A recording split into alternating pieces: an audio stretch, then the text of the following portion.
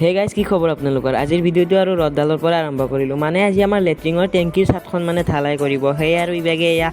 Cement আৰু এয়া শিল মানে আনিয়ে থৈ দিছে আকৌ ছাগলৰ পোৱালিটো চাওকচোন সি আৰু শিলৰ ওপৰতে ঘুমাই আছে আকৌ ইভাগে আজি আকৌ আমাৰ ঘৰত কাঠৰ মিস্ত্ৰীও আহিলে মানে আজি আমাৰ এইটো ঘৰত টিংকেইখন নতুনকৈ লগাব কাৰণ যদি গাইজ ডাঙৰকৈ এজাক বৰষুণ দিয়ে নহয় আমাৰ সেইটো ঘৰৰ টিঙেৰে একদম গাখীৰ পৰিব মানে গাখীৰ নহয় ধেমালিহে কৰিছোঁ পানী যি পৰে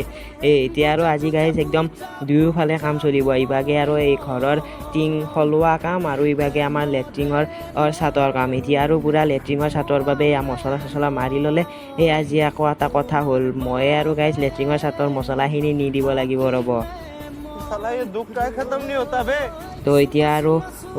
মছলাখিনি দিয়াৰ আগতে ৰুটি আৰু ঘুগনি খাই লওঁ ৰ'ব তেতিয়াই গাইজ মছলা কৰাবলৈ বল পাম আপোনালোকক আৰু মছলা কৰোৱা ভিডিঅ'টো দিব নোৱাৰিলোঁ কাৰণ 1 মিনিটত আৰু কিমান দেখুৱাম এতিয়া আৰু আমাৰ ছাদখন ঢালা হৈ গ'ল ইভাগে আৰু ঘৰৰ কামো হ'বই আৰু মাত্ৰ 2খন টিং লগালে হৈ যাব আৰু তো আজিলৈ ইমানে আপোনালোকক লগ পাম নেক্সট শ্বৰ্টতো বাই বাই।